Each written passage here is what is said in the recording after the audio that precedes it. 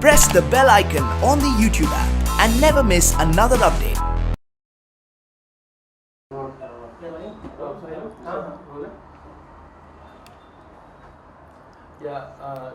First of all, congratulations for your web series Hostages, and it's doing pretty good.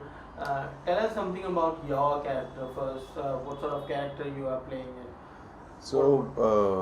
अपने character के बारे में बात करूं तो मैं प्रिंस का रोल मैंने हॉस्टेज में किया है। एंड प्रिंस दो चीज़ों का बहुत पक्का है, एक टाइम और एक पैसा, और थोड़ा सा खड़ दिमागी है, जिसको बोल सकते हैं कि वो सोचता नहीं है मारने से पहले। तो वही उतनी मैं इन्फॉर्मेशन देना चाहूँगा, और बाकी जिन्होंने नहीं देखा please go and watch it. तो यप, वेल आपके लुक को लेके आपने काफ़ी प्रिपरेशन की है खास तौर पे, तो वो प्रिपरेशन किस तरीके का रहा? Which was it inspired from कुछ डायरेक्टर से इंस्पिरेशन मिली, या what was that thought process all about? Right. So क्या होता है कि सबके अपने अपने एक्टर्स होते हैं जिनको वो फॉलो करते हैं। तो I follow Daniel Day Lewis, is a legendary actor Hollywood के।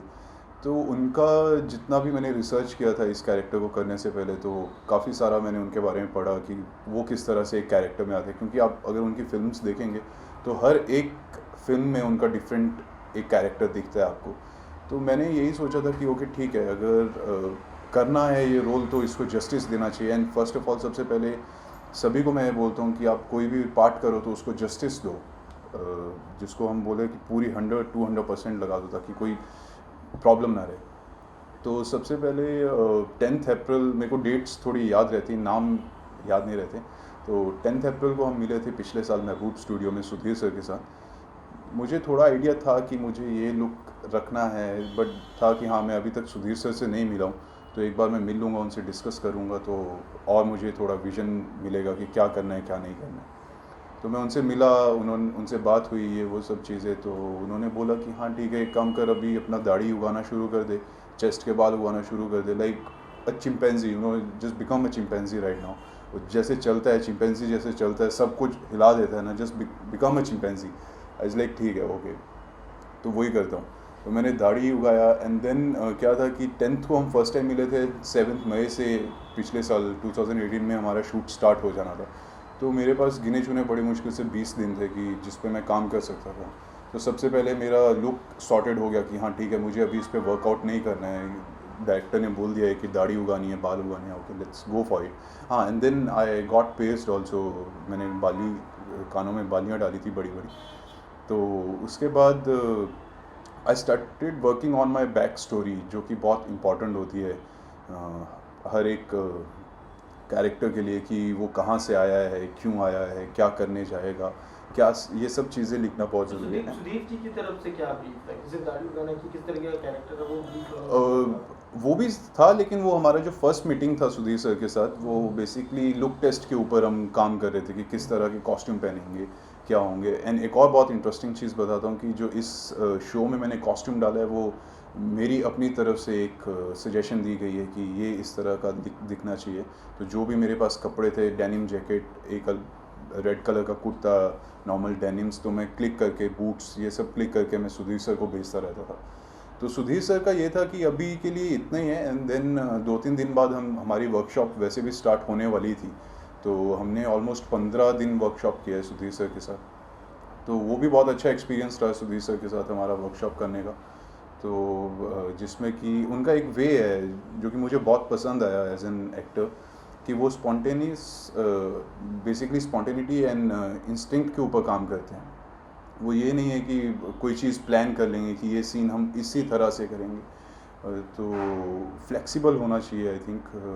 और बहुत अच्छा बात होती है जब एक डायरेक्टर भी फ्लेक्सिबल होता है कि हाँ हम सीन को इस तरह से भी लेके जा सकते हैं। तो सुधीर सर का ऐसा था कि हम आते थे and he is like okay start reading your lines. तो हम फर्स्ट एपिसोड से शुरू करते थे, सभी एक्टर्स मौजूद होते थे। तो फर्स्ट एपिसोड से हम शुरू करते थे एंड पढ़ना every day we are doing this only. मतलब 7 दिन निकल गए थे।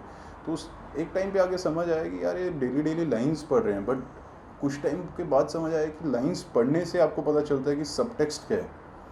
तो सब टेक्स्ट बहुत इंपॉर्टेंट होता है सीन के लिए, कि सिचुएशन क्या है। बेसिकली लाइंस तो हम बोल देंगे कि हाँ मैं तेरा भाई हूँ, तू मेरा भाई है, दैट्स इट। बट वो किस वे में बोला जाएगा, क्योंकि कई सारे तरीके होते हैं। तो इवन मनोज वाजपेयी सर ने भी मैंने उनकी कुछ वर्कशॉप की हैं, तो उन्होंने भी बोला था कि जो एक लाइन एक एक्टर की और जो उससे अगले एक्टर की डिपेंड करता है कि ये वाला एक्टर कैसा बोलेगा, वो उसकी लाइन पे डिपेंड करता है। तो वो सब चीज़ें बहुत अच्छी होती हैं जब आपको सब टेक्स्ट समझ आने लगता है कि हाँ सीन में ये हो रहा है, इस तरह की इंटेंसिटी चाहिए आपको, इस तरह का इमोशन चाहिए, इतनी आपको ग्रेविटी रखनी पड़ेगी। तो काफ़ी सारी चीज़ें मेरे को सुधीर सर से समझ आई एंड हेल्पफुल रही। You have done films before and now back to web series. Do you feel कि एक बहुत अच्छा step है to be part of Hostage? Yeah, obviously for me it's the biggest project I have ever done in my career and अभी मेरे को 5 साल हुए हैं बॉम्बे आए हुए, तो मैं रेगुलर काम कर रहा हूँ एंड मेरा यही है कि जितना ज़्यादा मुझे एक्सपीरियंस होगा उतना इजी गोइंग एंड फ्लॉलेस मैं एक्टिंग कर पाऊँगा। तो हॉस्टेजेस ऑब्वियसली एक बहुत अच्छा स्टेप रहा मेरे लिए। इवन हॉस्टेजेस के दौरान एक फ़िल्म थी जिसकी डेट्स क्लैश हो रही थी, तो मुझे वो फिल्म छोड़ने पड़ी। मैं नाम नहीं लेना चाहूँगा कौन सी फ़िल्म थी, बट अच्छा हुआ वो फिल्म छोड़ दिया मैंने। तो एंड मैंने हॉस्टेजेस किया, तो लोग पसंद कर रहे हैं मेरी परफॉर्मेंस। अब इससे ज़्यादा और एक एक्टर को क्या चाहिए।